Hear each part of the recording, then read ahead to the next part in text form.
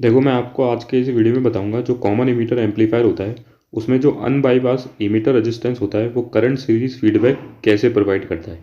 ठीक है। तो देखो मैं आपको हर चीज़ के बारे में बताऊंगा कि अनबाईपास इमीटर रेजिस्टेंस क्या होता है कॉमन इमीटर एम्पलीफायर में, और करंट सीरीज फीडबैक क्या होता है, और ये unbypass emitter resistance unbypass emitter resistance current series feedback कैसे प्रोवाइड करता है वो भी मैं आपको बताऊंगा। तो देखो मैंने यहाँ पे क्वेश्चन लिख रखा है थोड़ी क्लैरिटी के लिए, ताकि एक क्वेश्चन भी हो जाए। इन ए कॉमन इमीटर एम्पलीफायर, क्योंकि ये पूछा भी गया है, द अनबाईपास इमीटर रेजिस्टेंस प्रोवाइड, जो कॉमन इमीटर एम्पलीफायर होता है उसमें अनबाईपास इमीटर रेजिस्टेंस क्या प्रोवाइड करता है। तो देखो जैसे कि मैंने आपको बताया ये करंट सीरीज फीडबैक प्रोवाइड करता है। तो अपन इन सभी चीज़ों के बारे में देखेंगे इसमें वीडियो में। तो देखो सबसे पहले करंट सीरीज फीडबैक क्या होता है वो मैं आपको बताता हूँ। देखो जो भी मैं आपको बताऊंगा ना वो चीज़ें मैंने लिखी भी है ताकि आपको बिल्कुल एकदम क्लियर हो जाए। तो देखो सबसे पहले तो मैं आपको बता दूं कि फीडबैक क्या होता है। इसमें क्या होता है, देखो ये इनपुट दे रखा है और ये अपना सर्किट मान लो एम्पलीफायर, ये आउटपुट दे रहा है। तो फीडबैक क्या होता है कि कुछ प्रोपोर्शन जो होता है आउटपुट का वापस उसको क्या क्या किया जाता है, इनपुट में डाला जाता है। तो इसको बोलते हैं फीडबैक। मतलब आउटपुट के कुछ प्रोपोर्शन को फिर से इनपुट में डाला जाता है। मतलब ठीक है, आप मेरी बात को समझ गए। आउटपुट से कुछ प्रोपोर्शन लिया और उसको फिर से किस में डाला जाता है, इनपुट में। तो इसको बोलते हैं फीडबैक।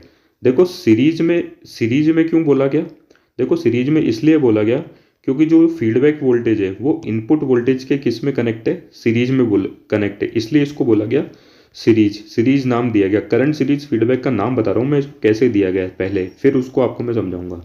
सीरीज इसलिए बोला गया कि जो फीडबैक वोल्टेज है वो इनपुट वोल्टेज के देखो सीरीज में कनेक्ट है, तो इसको सीरीज इसलिए नाम दिया गया। करंट क्यों नाम दिया गया, देखो ये एम्पलीफायर है, यहाँ से आउटपुट करंट आया, ये क्या करता है ये फीडबैक सर्किट आउटपुट करंट के कुछ प्रोपोर्शन को लेता है। ठीक है, उसको आउटपुट करंट को सैंपल करता है, मतलब कुछ करंट लेता है, उसको उस करंट को एक, जैसे ये आउटपुट करंट है उसको किसी प्रोपोर्शन में फीड वोल्टेज में कन्वर्ट कर देता है। उस आउटपुट करंट को एक प्रोपोर्शनल वोल्टेज में कन्वर्ट कर देता है। फिर से मैं आपको बता दूं, देखो जो भी आउटपुट करंट लिया ना उस आउटपुट करंट के प्रोपोर्शन में ये वोल्टेज बना देता है। मतलब आउटपुट करंट को उसी प्रोपोर्शन में ये वोल्टेज में कन्वर्ट करता है और उसी वोल्टेज को ये क्या करता है, सीरीज में इनपुट वोल्टेज के साथ अप्लाई करता है। इसलिए इसको बोला गया current series feedback. Input current output current निकला यहाँ से, आउटपुट करंट को इसने सैंपल किया फीडबैक सर्किट ने, उस आउटपुट करंट को प्रोपोर्शनल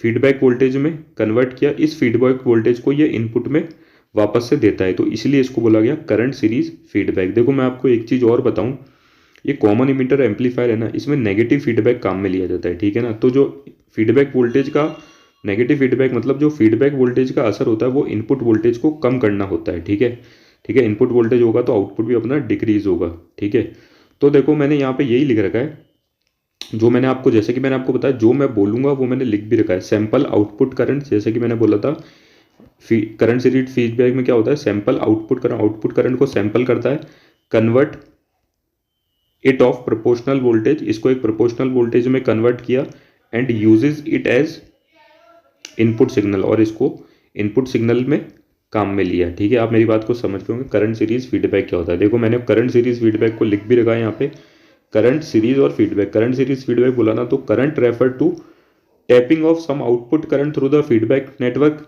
क्या करा, करंट कुछ आउटपुट करंट को टैप किया, फिर उसको प्रोपोर्शनल वोल्टेज सिग्नल में कन्वर्ट किया। ठीक है, फिर सीरीज क्यों, series refer to connecting the feedback signal in series with the input signal. Feedback signal को इनपुट सिग्नल के साथ सीरीज में कन्वर्ट कर रखा था, इसके लिए सीरीज वर्ड काम में लिया। फीडबैक मतलब जैसे कि मैंने आपको बताया था, some percentage of output signal is connected to the input, कुछ परसेंटेज आउटपुट सिग्नल का वो इनपुट में कनेक्ट किया जाता है। और नेगेटिव फीडबैक काम में लिया जाता है। मैंने बताया कि जो फीडबैक का जो काम होता है वो होता है इनपुट सिग्नल को डिक्रीज करना। इनपुट डिक्रीज होगा तो आउटपुट भी क्या होगा, ऑटोमेटिकली डिक्रीज होगा। तो देखो ये आरसी कपल्ड कॉमन इमीटर में कैसे काम करता है। अब अपना मेन बात यह है, देखो मैंने कॉमन इमीटर एम्पलीफायर बना रखा है। ठीक है, सिंगल स्टेज। ठीक है, अब देखो कॉमन इमीटर एम्पलीफायर में ये जो होता है इमीटर रेजिस्टेंस, ठीक है, ये जनरली क्या होता है, बाईपास होता है। यहाँ पे इसके पैरेलल में एक कैपेसिटर लगा रखा रहता है। कैपेसिटर का काम क्या होता है, जो एसी करंट है उसको लो रिएक्टेंस पाथ दे और बाईपास कर दे। लेकिन यहाँ पे देखो जो कैपेसिटर है वो नहीं लगा रखा है, तो ये क्या है, अब उसको पास नहीं कर रखा, तो मतलब ये हो गया अनबाईपास्ड इमीटर रेजिस्टेंस। क्या हो गया? अनबाईपास रेजिस्टेंस इमीटर रेजिस्टेंस। देखो मैंने यहाँ पे यही लिख रखा है, ये होता है इमीटर रेजिस्टेंस। इसको अनबाईपास क्यों बोला? Because it generally bypass a capacitor CE connected in parallel. ये जनरली क्या होता है? बाईपास होता है एक कैपेसिटर से जो इसके पैरेलल में कनेक्ट होता है, ठीक है। लेकिन यहाँ पे कैपेसिटर कनेक्ट नहीं है हो रहा, मतलब इसको इमीटर रेजिस्टेंस को बाईपास नहीं कर रखा, मतलब ये जो इमीटर रेजिस्टेंस है वो अनबाईपास्ड है, ठीक है मेरी। आप इतनी सी बात को भी आप समझ गए होंगे। अब देखो दूसरी बात ये आती है, how it provide current series feedback. तो देखो ये करंट सीरीज फीडबैक कैसे प्रोवाइड करता है, ठीक है। तो देखो मैंने सब कुछ सारा सर्किट बना रखा है, एक बार बता देता हूँ। ये बेस है, ये कलेक्टर है और ये इमीटर है, ठीक है। ये इमीटर बाईपास रेजिस्टेंस मैंने आपको बता दिया। बेस में ये इनपुट करंट जा रहा है, ठीक है, कलेक्टर करंट, और ये इमीटर करंट। देखो इनपुट वोल्टेज अप्लाई किया, यहाँ पे इनपुट और यहाँ से आउटपुट। देखो मेरी बात को सुनना, बहुत ही आसान है। इनपुट करंट अप्लाई किया है, ठीक है।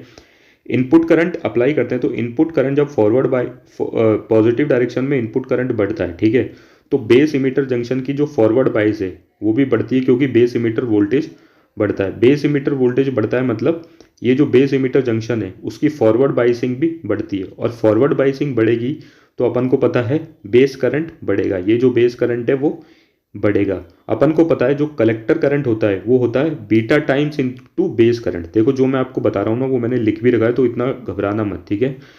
बेस करंट जैसे कि मैंने बताया बेस करंट इंक्रीज होता है, ठीक है। बेस करंट इंक्रीज होगा तो कलेक्टर करंट भी इंक्रीज होगा। अब कलेक्टर करंट क्यों इंक्रीज होगा?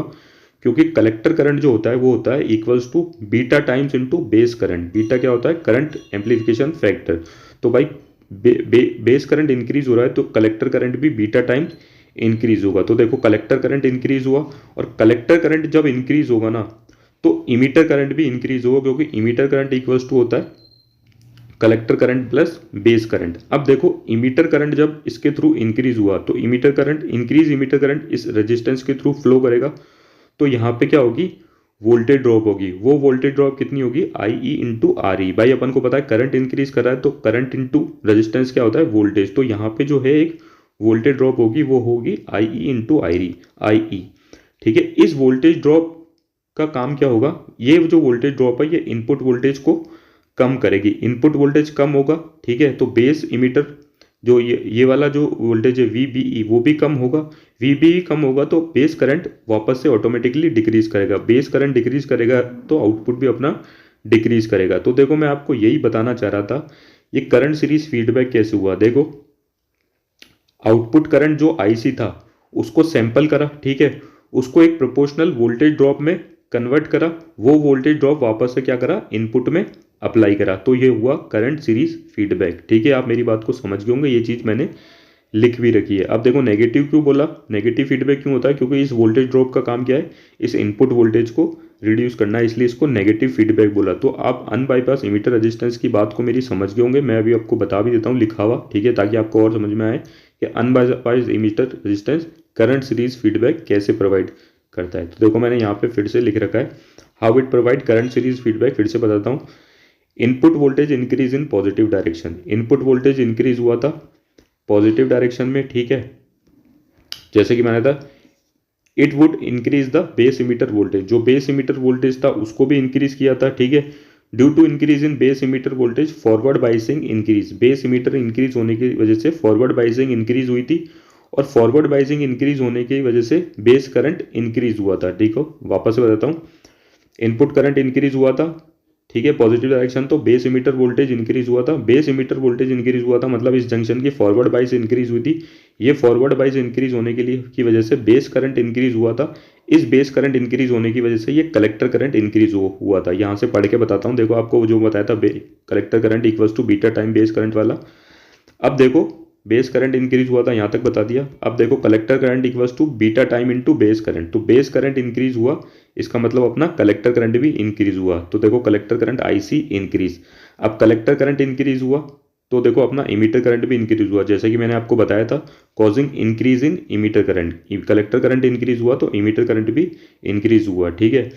अब इमीटर करंट इंक्रीज हुआ तो causing more voltage drop across VE। Emitter current के इंक्रीज होने की वजह से जो VE के अक्रॉस है वो वोल्टेज ड्रॉप ज़्यादा हुई थी। देखो वापस से बता देता हूँ एक बार और, कलेक्टर करंट के इंक्रीज होने की वजह से इमीटर करंट इंक्रीज हुआ था। इमीटर करंट इंक्रीज होने की वजह से जो वोल्टेज ड्रॉप है यहाँ पे वो इंक्रीज हुई थी। देखो फिर से मैं आगे पढ़ के बताता हूँ, वैसे तो मैंने आपको समझा ही दिया, ठीक है। This increase in voltage drop across R E subtract from V in input voltage to reduce V वापस से बोलता हूँ, this increase of voltage drop across emitter resistance subtract from input voltage to reduce V B, again V B reduce I B, current reduce. तो देखो इस input voltage जो ये input voltage ये जो वोल्टेज ड्रॉप थी इसने इनपुट वोल्टेज को रिड्यूस किया। इस वोल्टेज के रिड्यूस होने से फॉरवर्ड बाइसिंग फिर से रिड्यूस हो रही है ठीक है। फॉरवर्ड बाइसिंग रिड्यूस होने की वजह से बेस करंट रिड्यूस हो रहा है और अल्टीमेटली कलेक्टर करंट रिड्यूस हो रहा है। तो इसने किया क्या, फिर से बताता हूँ, आउटपुट करंट आईसी उसको सैंपल करा, उसको प्रोपोर्शनल वोल्टेज सिग्नल में बदला और उस वोल्टेज सिग्नल को काम लिया एज ए फीडबैक। क्योंकि ये वोल्टेज सिग्नल इनपुट सिग्नल को डिक्रीज कर रहा है इसलिए इसको नेगेटिव फीडबैक भी बोलते हैं। इस पर एक सेपरेट वीडियो भी बता दूंगा नेगेटिव फीडबैक क्यों बोलते हैं।